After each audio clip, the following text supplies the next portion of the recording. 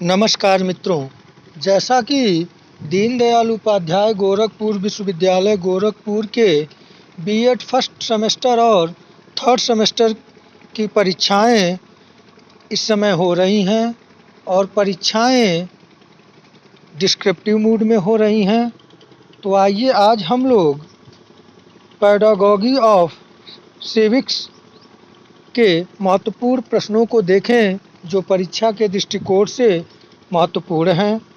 इससे पहले हम लोग हिस्ट्री पेडागॉजी के प्रश्नों को देख चुके हैं, उसका पेपर आज होने वाला है। और इसके बाद सी ग्रुप की परीक्षाएं होंगी, उसमें सी ग्रुप तो हो चुका है, डी ग्रुप की परीक्षाएं होंगी, उसमें सिविक्स भी पूछा जाएगा जो पेडागॉजी से संबंधित है। तो उससे प्रश्नों को हम लोग देखें। और यदि आप चैनल पर नए हैं तो चैनल को लाइक, शेयर और सब्सक्राइब करना न भूलें।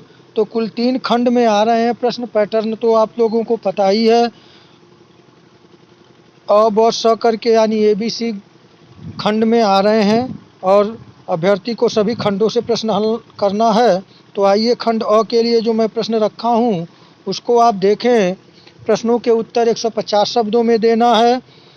पहले में जो 5 है ABCDE करके, तो इसमें मैं ए में रखा हूँ नागरिक शास्त्र का अर्थ एवं परिभाषा बताइए।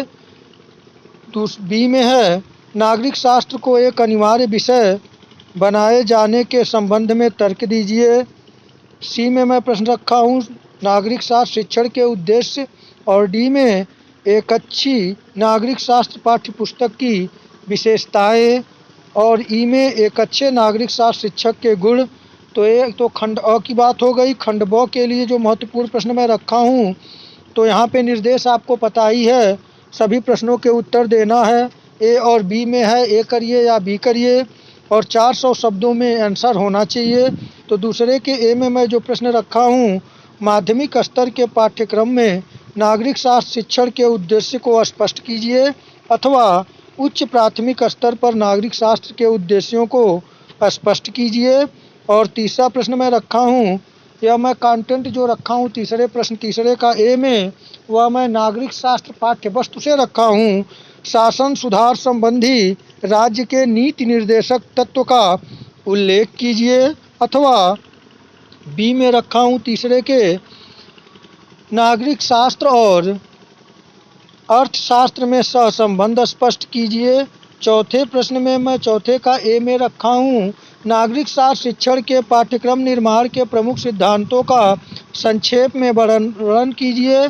और साथ इसमें आपका चौथे के बी में अथवा नागरिक शास्त्र में शिक्षण सहायक सामग्री की क्या उपयोगिता है। शिक्षण सहायक सामग्री का चयन करते समय आप किन बातों का ध्यान रखेंगे। अब पाँचवें में मैं प्रश्न में ए में रखा हूँ उपलब्धि परीक्षण किसे कहते हैं, ये कितने प्रकार के होते हैं। नागरिक शास्त्र के लिए उपलब्धि परीक्षण तैयार कीजिए। और पाँचवें के बी में नागरिक शास्त्र की प्रमुख विधियां कौन कौन सी हैं। नागरिक शास्त्र शिक्षण में प्रयुक्त होने वाली परियोजना विधि का वर्णन करिए। कभी कभी परियोजना विधि के सोपान से भी प्रश्न पूछे जाते हैं, तो आप लोग उसे भी तैयार करेंगे। यह मैं प्रश्न इसलिए बना रहा हूँ कि आप लोगों को एक पैटर्न का पता तो चल ही गया है। इन प्रश्नों के साथ साथ आप लोग अच्छे तरीके से रिवीजन कर लें।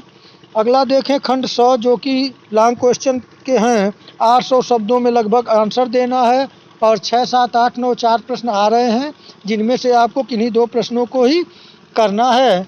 तो इसमें देखें एक छठा प्रश्न मैं रखा हूँ एक प्रभावी नागरिक शास्त्र में किन किन गुणों का होना आवश्यक है, यानी कि एक प्रभावी नागरिक शास्त्र शिक्षण में किन किन गुणों का होना आवश्यक है। 7वां प्रश्न रखा हूँ क्रियात्मक अनुसंधान क्या है तथा नागरिक शास्त्र में इसका क्या महत्व है। कक्षा 8 के लिए यानी 8वां प्रश्न रखा हूँ कक्षा 8 के लिए नागरिक शास्त्र विषय के किसी प्रकरण पर एक पाठ्य योजना तैयार कीजिए। और अंतिम 9 नंबर प्रश्न पर मैं प्रश्न रखा हूँ नागरिक शास्त्र का शिक्षक आदर्श नागरिकता के गुणों का विकास कर सकता है इस कथन की समीक्षा कीजिए। यानी कि नागरिक शास्त्र शिक्षक नागरिक शास्त्र विषय का शिक्षक आदर्श नागरिकता के गुणों का विकास छात्रों में कर सकता है, इस कथन की समीक्षा कीजिए। तो मित्रों, ये प्रश्न हैं, परीक्षा के दृष्टिकोण से महत्वपूर्ण हैं। विभिन्न विश्वविद्यालयों में इस तरह के प्रश्न पूछे गए हैं और हमें उम्मीद है कि आप लोगों को भी परीक्षा में प्रश्न मिलें, आप लोगों का पेपर अच्छा हो, आप अच्छे अंकों से उत्तीर्ण हों और अपने लक्ष्य को प्राप्त करें। इसी शुभकामनाओं के साथ नमस्कार।